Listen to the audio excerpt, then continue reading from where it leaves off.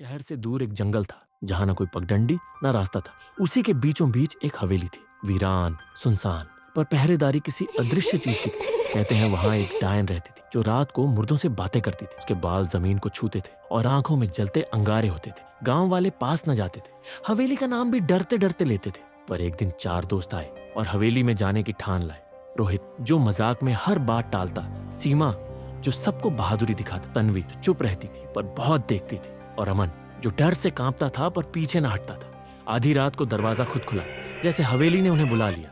अंदर घुसते ही ठंडी हवा चली और हर दीवार जैसे कुछ कहने लगी, सिर्फ लकड़ी की आवाज है, रोहित बोले। लेकिन तब एक तस्वीर जोर से डोली। तस्वीर में जो चेहरा था वो अचानक सीमा का निकला था। ऊपर की सीढ़ियां अपने आप चली जैसे किसी ने रस्सी से खींच ली। अमन बोला, हमें लौट चलना चाहिए। तभी एक दरवाजा खुद खुल गया, जैसे कह रहा हो, आइए। तन्वी ने एक कमरा देखा जिसमें सिर्फ खिलौनों की चीखें थी। एक गुड़िया जिसकी आंखें हिल रही थी और होंठ फुसफुसा रहे थे।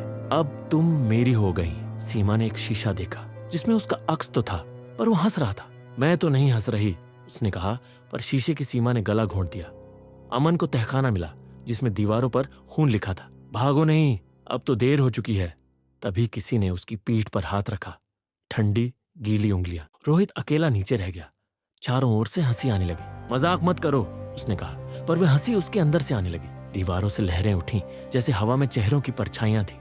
एक परछाई ने कहा, तुम अब हमारे हो, और उसके मुंह से आवाज नहीं निकली।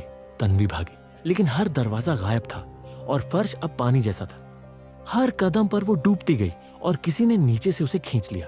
अमन ने एक दरवाजा खोला, वहां सबके जले हुए फोटो पड़े थे। एक फोटो में वो खुद था और पीछे लिखा था, अगला नंबर तुम्हारा है। रोहित ने भागने की कोशिश की पर दरवाजा अब दीवार बन चुका था। हवा में सिर्फ एक नाम गूंज रहा था, चंद्रा चंद्रा चंद्रा। डायन की कहानी सच थी और अब वो नए शरीर की तलाश में थी। एक एक करके सब गायब हुए और हवेली फिर से शांत हो गई। अगली सुबह गांव में कोहरा था और अखबार में एक खबर छपी, 4 युवाओं का पता नहीं चला, और साथ में उनकी आखिरी तस्वीर थी, हवेली के सामने खींची गई।